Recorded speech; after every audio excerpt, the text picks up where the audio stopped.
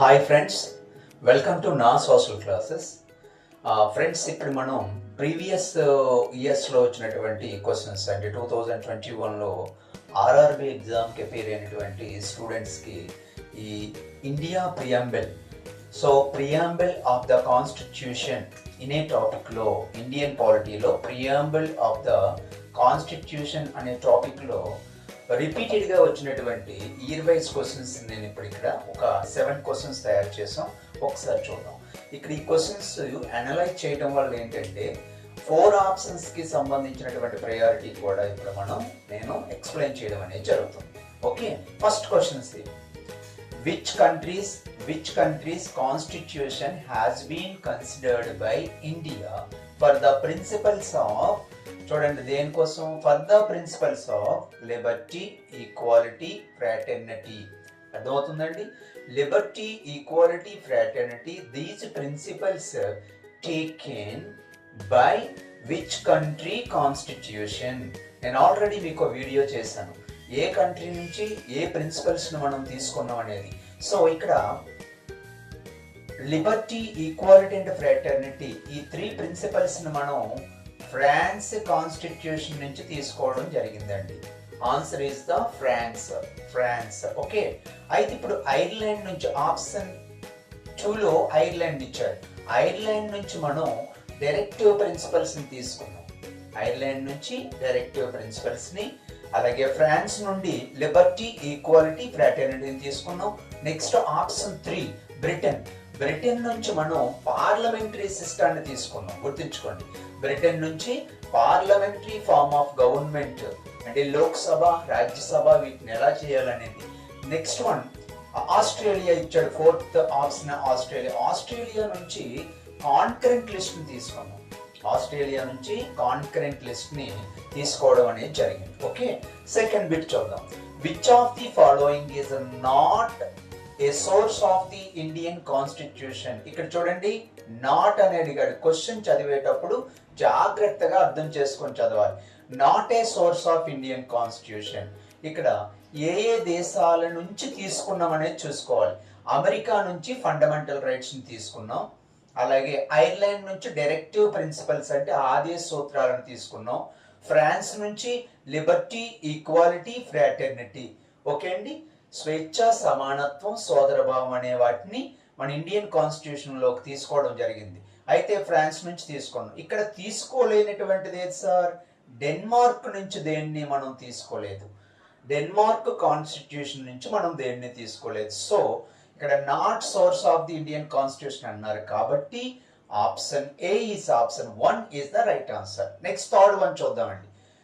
So first one అయిపోయింది, second third one. India's constitutional provision of indirect election of Rajya Sabha members. ఇక్కడ మనకి parliament అనగానే president, Lok Sabha and Rajya Sabha. So Lok Sabha members elected directly by the people through there voting, but Rajya Sabha members election is the indirect election. Okay, పరోక్షంగా ఎన్నుకుంటారు. So ఈ సిస్టాన్ని మనం ఎక్కడి నుంచి తీసుకున్నాం? ఫ్రమ్ విచ్ కంట్రీ అంటే ఆన్సర్ అనేది సౌత్ ఆఫ్రికా నుంచి తీసుకున్నామండి. ఎమర్జెన్సీ సిస్టాన్ని కూడా సౌత్ ఆఫ్రికా నుంచే. అయితే ఇప్పుడు ఆప్షన్ ఏలో జర్మనీ ఇచ్చాడు, కాదు. జర్మనీ నుంచి మనం తీసుకున్నది ఎమర్జెన్సీ సిస్టమ్. యుఎస్ఏ నుంచి మనకు తెలుసు ఫండమెంటల్ రైట్స్ ని తీసుకున్నాం.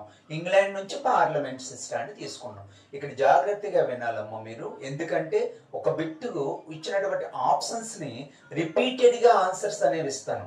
సో అంటే ఇక్కడ మనం ఒక బిట్ నేర్చుకున్నామంటే 4 ఆప్షన్స్ తాలూకా 4 బిట్లు నేర్చుకున్నట్టు. అంటే 1 = 4 బిట్స్. ఆప్షన్స్ ని కూడా అనాలిసిస్ చేస్తాను కాబట్టి. నెక్స్ట్ 4th క్వశ్చన్ చూద్దాం. Which part of the Indian constitution is inspired by the constitution of Germany. Germany constitution నుంచి ఇన్స్పైర్ అయ్యాం. దేని విషయంలో సార్ అంటే answer is the suspension of fundamental okay ఇక్కడ rights during the emergency system. ఇది అనేది మనం జర్మనీ నుంచి తీసుకోవడం జరిగిందండి. చెప్పాను కదా, ఎమర్జెన్సీ సిస్టాన్ని. During the emergency system even fundamental rights also suspended according to Indian constitution. దాన్ని ఎమర్జెన్సీని జర్మనీ నుంచి, ఇక్కడ ఆప్షన్స్ ఏవి ఇచ్చాడు, అమెండ్మెంట్ ఆఫ్ ది కాన్స్టిట్యూషన్. ఈ అమెండ్మెంట్ ఆఫ్ ది కాన్స్టిట్యూషన్ ని సౌత్ ఆఫ్రికా నుంచి తీసుకున్నాం according to article 368. Federal system ఏమో కెనడా నుంచి తీసుకున్నాం. ఆప్షన్ 2లో ఆప్షన్ బిలో ఫెడరల్ సిస్టమ్ ఇచ్చారు. Federal system taken from the Canada constitution. Single citizenship taken by the British constitution. అంటే England constitution నుంచి సింగిల్ సిటిజన్షిప్ అనేది as like as parliamentary system కూడా అక్కడ నుంచి తీసుకున్నాం. నెక్స్ట్ బిట్, ఫిఫ్త్ వన్ వద్దాం. Who called the Indian constitution as a lawyers Paradise. ఇంచుమించు అందులో ఉన్నటువంటి సభ్యులు అంటే drafting committee members, constituent assembly members, everyone అందరూ కూడా లాయర్సే. అందుకే లాయర్స్ ప్యారడైజ్ అని అన్న వ్యక్తి ఎవరు సార్ అంటే, ఇక్కడ ఆన్సర్ ఏంటి సార్ అంటే సార్ ఐవరీ జెన్నింగ్.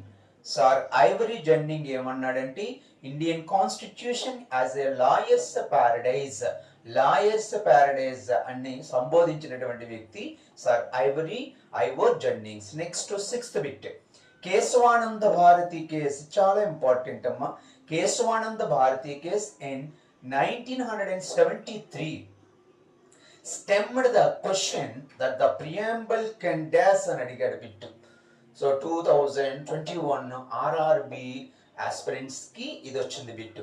సో ఇక్కడ ఆప్షన్స్ ఏమి ఇచ్చాడు, be changed completely, be separated into sections, be amended, not be amended. ఇక్కడ కేశవానంద భారతి కేసు 1973లో according to Kesavananda Bharati 1973 that case given raise that question, the constitution preamble should be amended.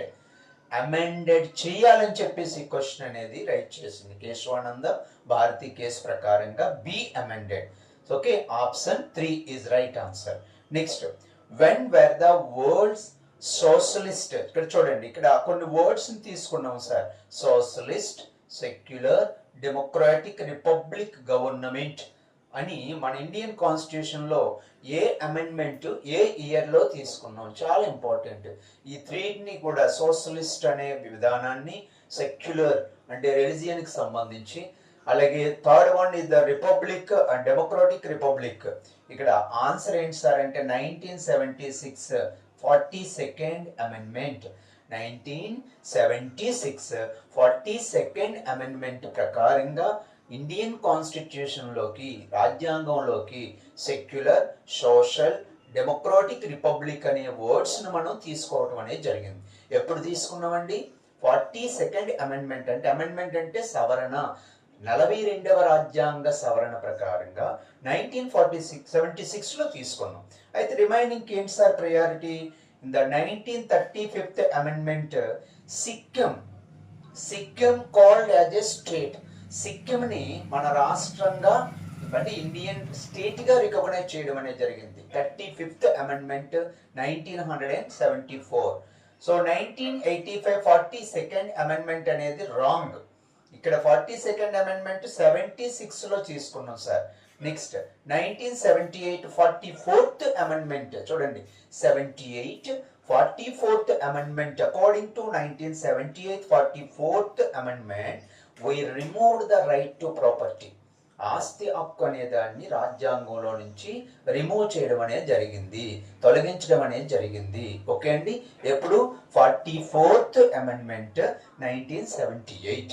Okay, so socialist, secular, democratic politics, republic అని చెప్పేసి ఎప్పుడు add చేసామండి? 1976 42nd amendment.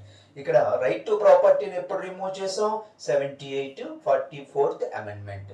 ఇక్కడ socialist అనే పదానికి దీనికి రిలేషన్ అనేది ఉంటుంది. అంటే ప్రాపర్టీ అనేది అంటే ఈవెన్ ఎకనామికల్ ఈక్వాలిటీని కూడా కోరుకుంది ఇండియా. కాబట్టి 42nd అమెండ్మెంట్ ద్వారా సోషలిస్ట్ అనే పదాన్ని తీసుకొని 44th అమెండ్మెంట్ 44వ రాజ్యాంగ సవరణ ద్వారా ఆస్తి హక్కు అనేది అంటే right to property dilated because by 44th amendment in the year of 1978. Okay, thank you so much.